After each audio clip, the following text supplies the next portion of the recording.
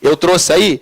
Em Betel também aconteceu uma coisa interessante com Jacó. Não sei se vocês lembram quando Jacó, houve toda aquela história dele ter tomado a primogenitura do seu irmão, né? A questão da venda da primogenitura de Esaú para com Jacó por conta do prato de lentilha. E ali, naquela situação, ele sai praticamente fugido. Por quê? Porque se ele ficasse na região onde ele estava a habitar, claro que haveria choque entre ele e o irmão dele. E a mãe dele manda Jacó ir para a terra dos seus parentes, a terra de Labão, né? Para ali passar um tempo e quem sabe casar e etc. E uma coisa que me chama a atenção é que quando Jacó vai até a terra de Labão, no meio do caminho, na região de Betel, você deve lembrar sobre isso, eu coloquei aqui uma figura. Betel, aquela região, Jacó, ele dormiu, colocou uma pedra como se fosse um travesseiro, uma cabeceira, e ele teve um sonho. E naquele sonho ele via uma escada posta entre o céu e a terra. Os anjos de Deus subiam e desciam. E Deus estava no topo dessa escada, e Deus fez uma promessa a Jacó. Veja, ali em Betel, muito tempo antes dele iniciar praticamente a sua vida em questão de pai, de uma família e de ter os seus filhos, ali naquele lugar, Betel, Jacó teve a primeira experiência com Deus. Então, Betel é uma cidade especial. E que me chama a atenção, outras coisas que aconteceram em Betel, por exemplo, onde o profeta Samuel julgava o povo, e outras passagens bíblicas relatam Betel, cujo nome significa casa de Deus. Então você já percebe que não é por acaso. Deus teve um encontro com Jacó, numa cidade chamada Betel, cujo significado é casa de Deus. Casa de Deus, lugar onde Deus está, habita. Perfeito? Agora, o que isso tem a ver com a mensagem de hoje? Passa, Mauro, por favor. Tem a ver algo que para mim inicialmente soou como uma certa estranheza. Por quê? Veja que Jacó viveu cerca de 21 anos na região chamada Harã, que era a região onde ele teve as suas esposas, os seus filhos, trabalhou lá para Labão e etc. E depois que passou aquele tempo, a Bíblia diz que Jacó, ele sai da região de Harã em direção à região de Berseba, que é onde estava habitando o seu pai. Só que no meio do caminho, em Betel, Deus aparece para Jacó, em meio uma época complicada da vida de Jacó, e dá uma ordem para Jacó, e fala o seguinte, olha, sobe lá em Betel, e levanta um altar ao Deus que te apareceu, quando tu fugias do teu irmão. Ou seja, há mais de 20 anos atrás, o mesmo Deus que tinha aparecido para Jacó,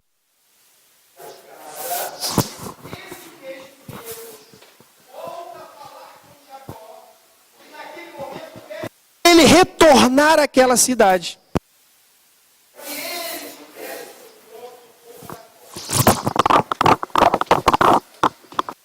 Amém? Aleluia. Acho que vai.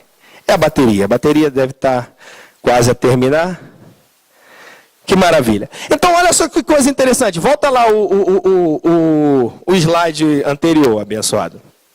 Eu coloquei esse mapinha só para vocês verificarem que a distância de um lugar ao outro dá de carro cerca de 14 horas.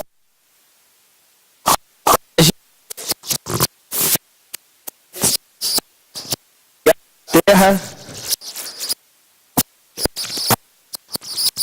Agora vai. Pronto. Pode passar. E o que mais me chamou a atenção foi o seguinte. Dá mais um clique. E eu deixo essa pergunta para cada um de nós aqui. Mais um clique. Qual era o propósito de Deus em enviar Jacó novamente a Betel? Jacó não estava indo em direção à casa do seu pai?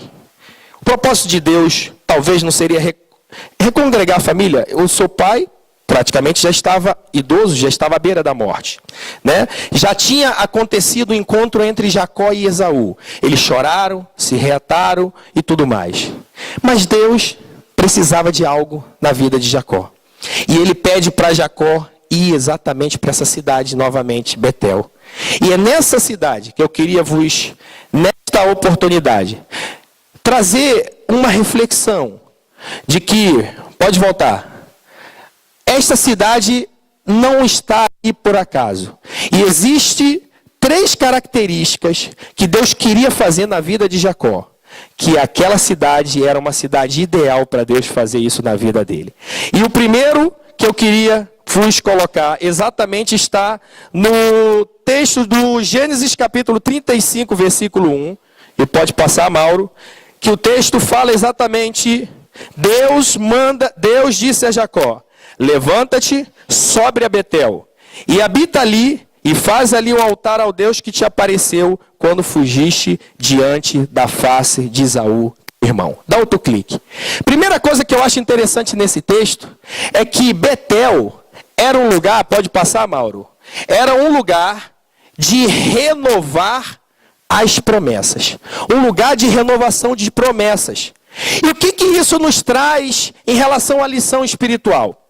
Veja que Jacó, há mais ou menos 21 anos atrás, Jacó tinha feito um voto para Deus, quando teve aquele sonho da escada subindo e descendo.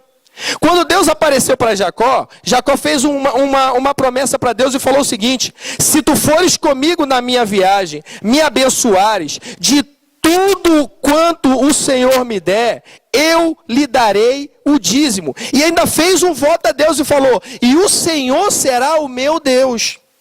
Então vejam que naquele momento, uma coisa que estava acontecendo com Jacó, e que Deus queria fazer relembrar novamente, passado praticamente 30 anos quase. Sim.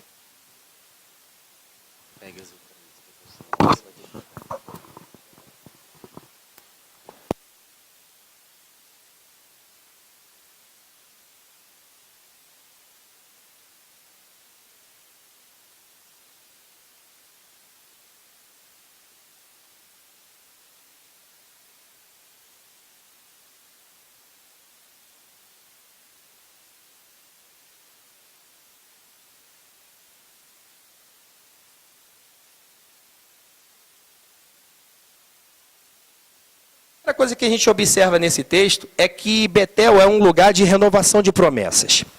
Deus, há mais ou menos quase 30 anos atrás, Deus tinha feito uma promessa para Jacó, que iria abençoá-lo, que iria fazê-lo uma grande nação. E chegou a hora de Deus não só confirmar aquilo que ele tinha falado através daquele sonho, mas renovar aquilo que ele tinha falado na vida de Jacó. Para que Jacó não esquecesse de que verdadeiramente aquele sonho que ele teve, não era um sonho por acaso, não foi um sonho em que de fato aconteceu de maneira esporádica na vida dele e se perdeu pelo passar do tempo, não.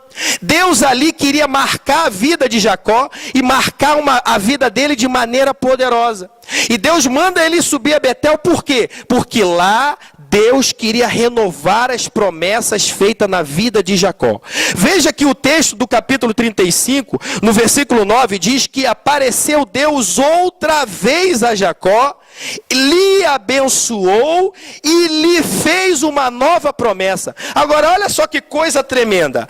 Na primeira passagem de Jacó em Betel, Deus anunciou que ele seria uma grande nação e que seria uma bênção da linhagem de Abraão, pai dele. Mas nessa segunda volta de Jacó a Betel, não somente Deus ratificou as promessas, mas Deus selou as promessas na vida de Jacó. E a primeira coisa que Deus faz é: qual é o teu nome? Jacó, não é isso? Mas tu não se chamarás mais Jacó, teu nome será chamado Israel, porque como príncipe lutaste com Deus. O que nós aprendemos em primeiro lugar é que Jacó, ao chegar a Betel, e assim também nas nossas vidas, o objetivo de Deus, e nós no final dessa mensagem vamos entender que lugar é esse, aonde é que eu devo estar, que Betel é essa? Mas o desejo de Deus na nossa vida é que ao chegarmos também como Jacó a Betel, a casa de Deus, Ele venha ratificar as suas promessas na nossa vida.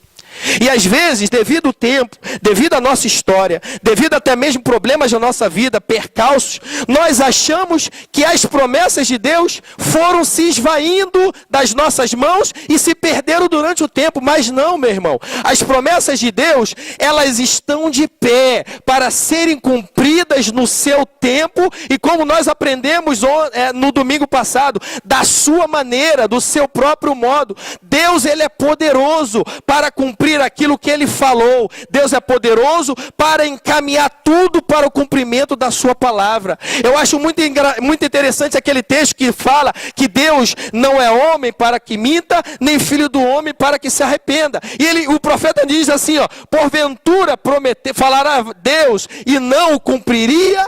Porventura diria ele e não o faria? Deus é poderoso para reconstruir e renovar as promessas de Deus na nossa vida. Aleluia.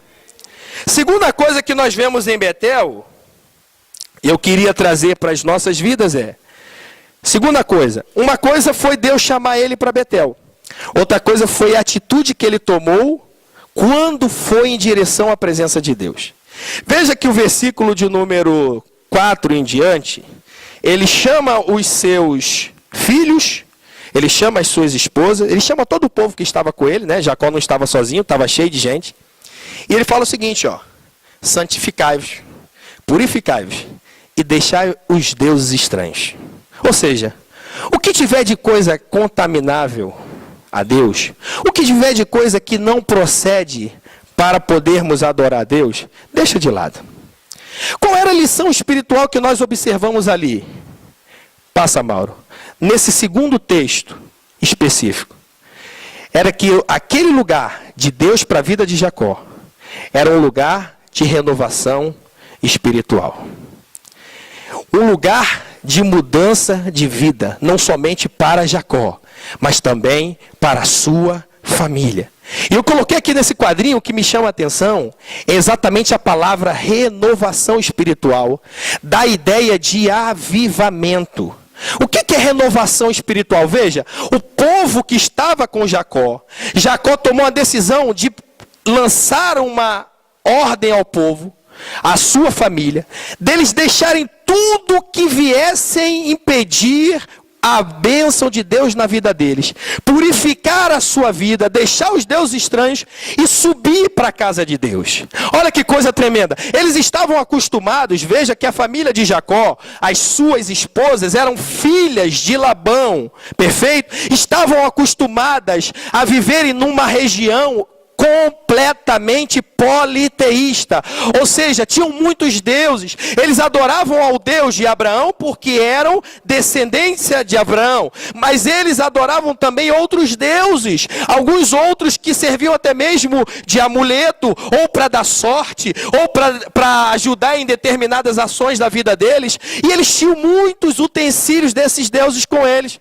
de forma que Jacó entendeu que para chegar na casa de Deus, nós não podemos chegar de qualquer maneira, nós temos que nos despir daquilo que entendemos ser o melhor para Deus e muitas vezes causa confusão. Nós temos que nos despir disso, chegar na presença de Deus como? Completamente livres para poder recebê-lo como o único Senhor e único Salvador da nossa vida. Então o que Deus queria ensinar para aquele povo? A ida daquele povo a Betel nos traz uma lição, e a segunda lição é um lugar de renovação espiritual. É um lugar em que nós precisamos ter uma renovação da nossa vida, um avivamento. Me chama a atenção o profeta Abacuque, que viveu numa época, numa região, no meio do povo de Israel, que era uma nação que era escolhida por Deus, mas estavam completamente fora dos propósitos de Deus. E Abacuque, olhando para aquela situação, ele pede a Deus: Senhor, aviva a tua obra. Aviva a tua obra no meio dos anos, a notifica. Senhor, olha para o teu povo, traz vida nova a esta nação.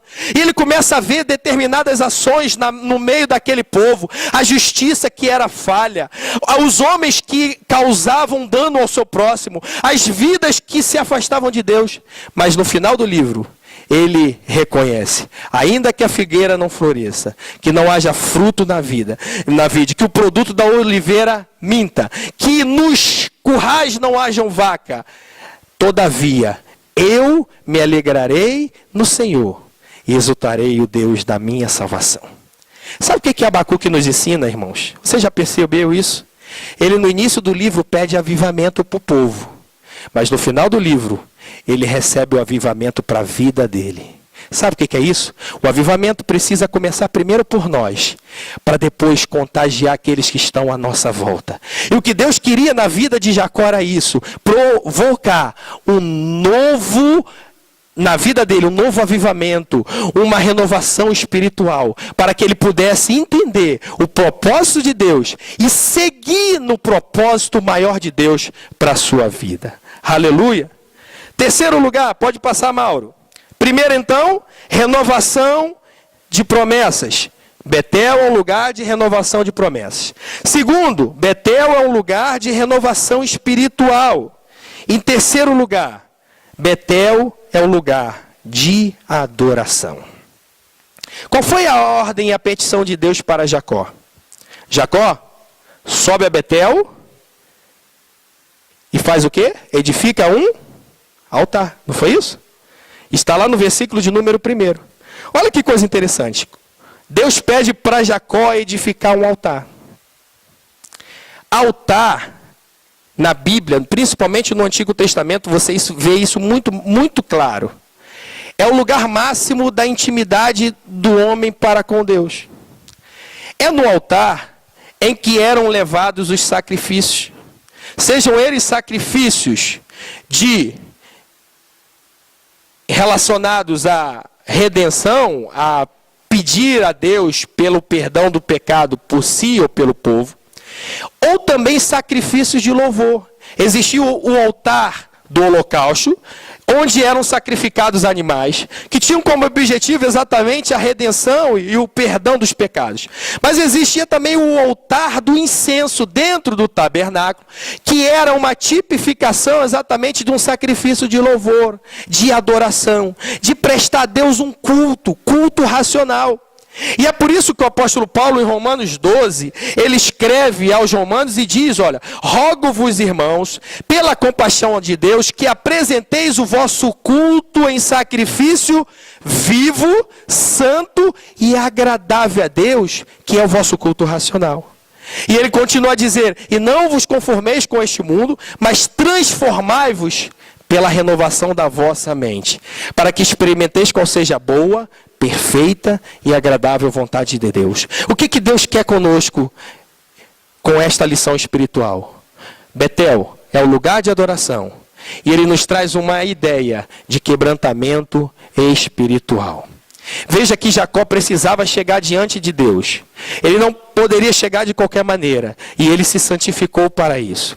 Ele não poderia chegar lá de mãos vazias. Ele chegou e levou para Deus algo que ele tinha de valor. O texto de Gênesis capítulo 33 diz que quando ele ouve falar de Deus, dessas promessas, ele coloca uma pedra, ele levanta uma coluna ou um altar, e me chama a atenção a frase, e derramou sobre ela uma libação e deitou sobre ela azeite.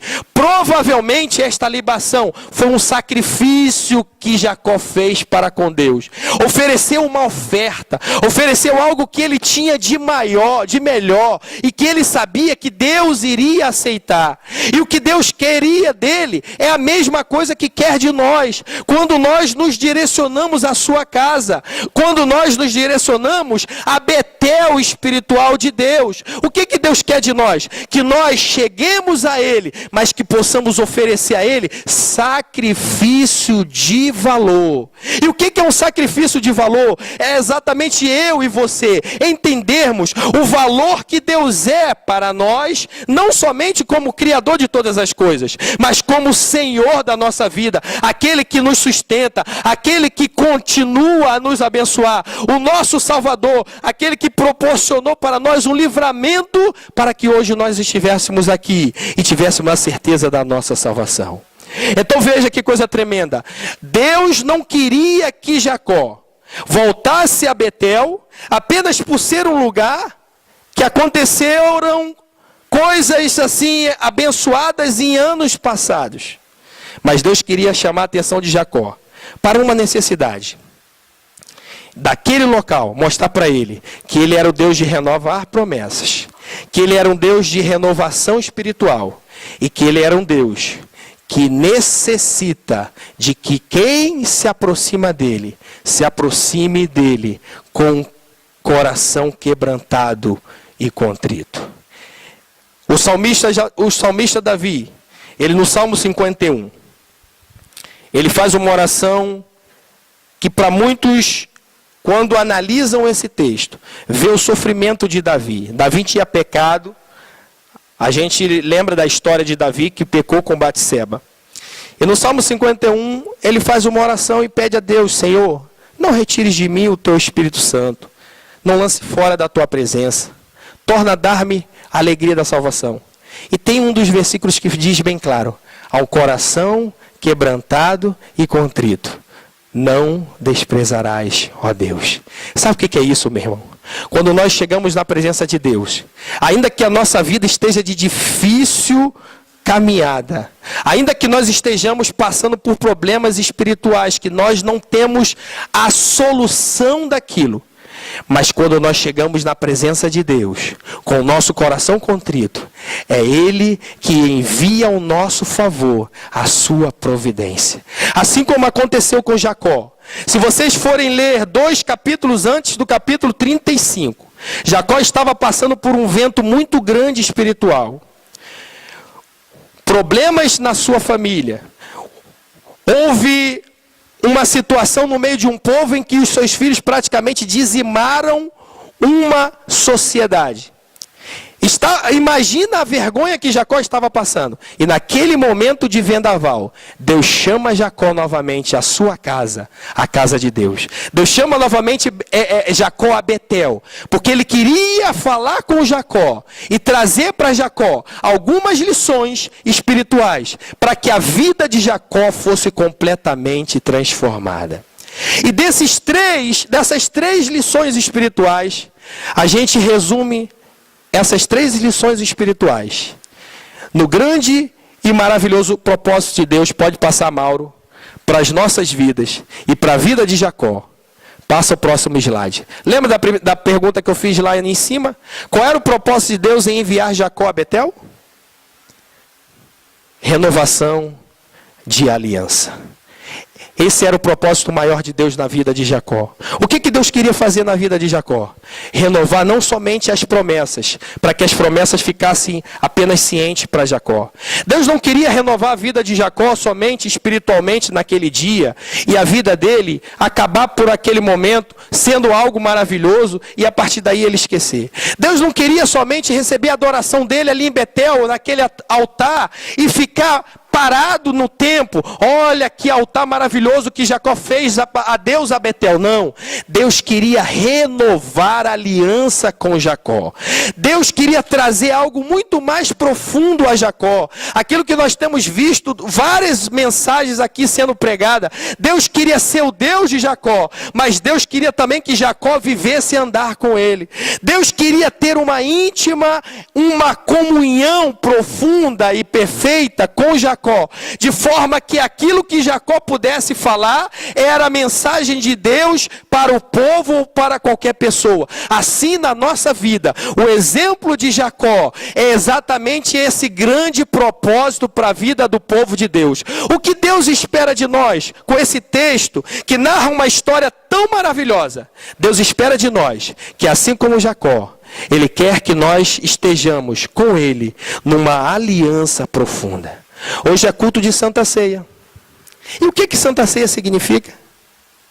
Veja se Santa Ceia não tem a mensagem de renovação de promessas. Quando Jesus fala, olha, tomai e comei, isso é meu corpo, que é partido por vós. Fazer isso em memória de mim. Porque todas as vezes que comerdes esse pão e beberdes esse cálice, anunciais a morte do Senhor até que venha. O que está a dizer esse texto? Deus está querendo que nós entendamos que quando também participamos da ceia, nós relembremos de uma promessa que Ele nos fez, que Ele morreu, mas um dia Ele voltará para buscar o seu povo. A Santa Ceia também é um momento íntimo, irmão. Não só de renovar promessas, mas um momento de renovação espiritual.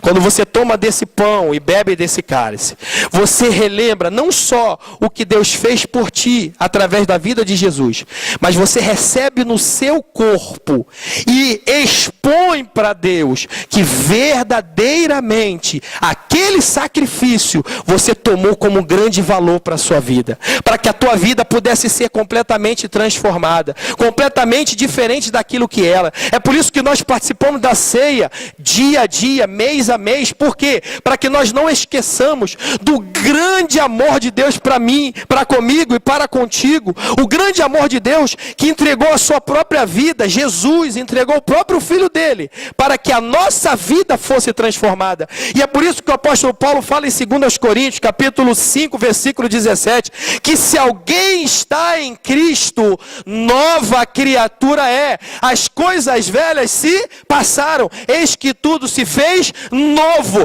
A Santa Ceia também traz uma mensagem espiritual de renovação espiritual. Quando eu entendo que ao participar da ceia, eu estou trazendo à memória aquilo que me traz esperança, Jesus na minha vida, eu olho para trás, vejo a minha vida no passado, deixo, porque ela foi travada na cruz com Jesus, mas eu vivo em novidade de vida.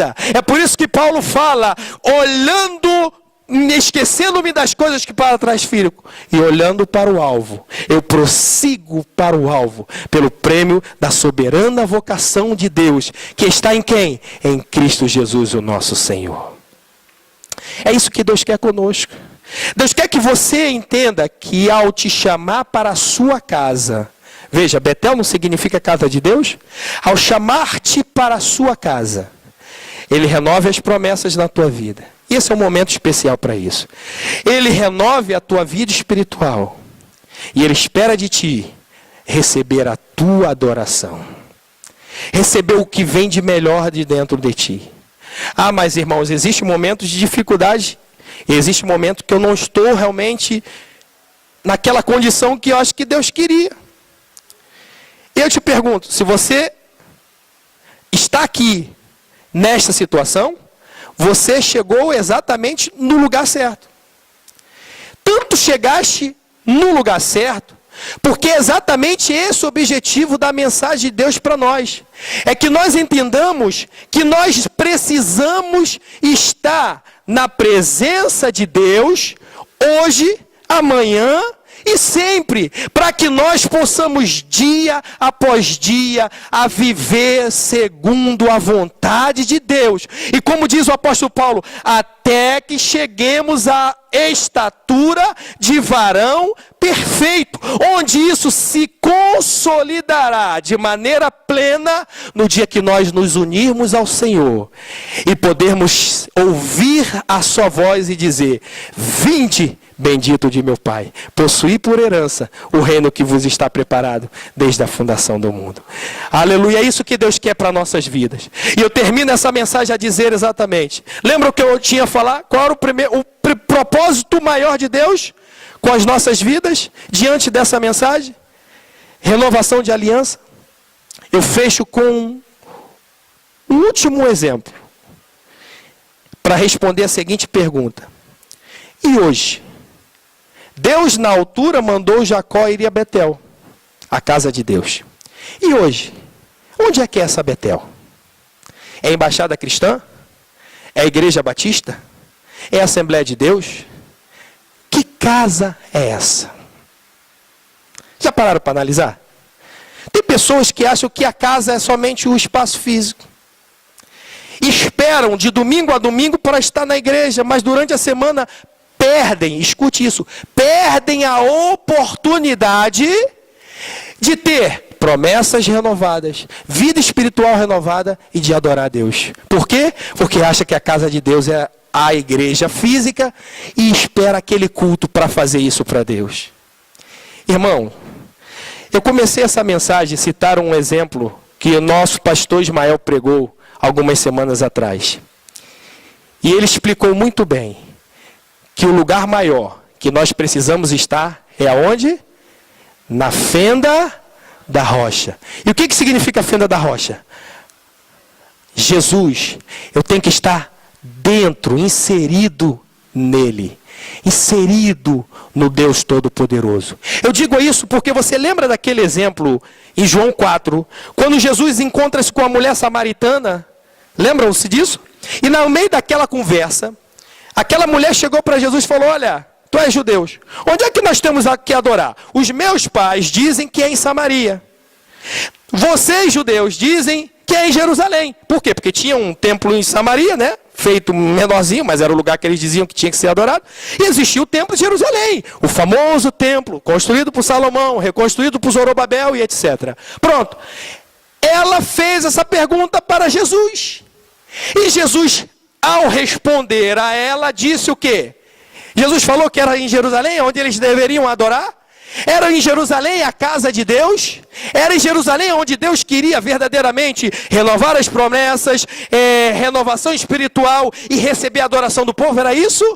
Não. Jesus falou para ela: olha, a hora vem e chegada é, ou seja, já chegou, em que os verdadeiros adoradores adorarão ao Pai em espírito e em verdade. Olha que coisa interessante. Jesus estava a dizer para ela que ela precisava entender qual era o verdadeiro sentido da casa de Deus. É em espírito e em verdade. E quem é a verdade? Jesus falou: eu sou o caminho, a verdade e a vida. Ou seja, isso me traz ao entendimento de que a casa de Deus, o lugar aonde eu preciso ansiar para estar com Deus, para que as promessas de Deus sejam renovadas, para que a minha vida espiritual seja renovada, para que eu possa entregar a adoração a Deus, é em verdade, em Jesus. E um momento especial como esse, irmão,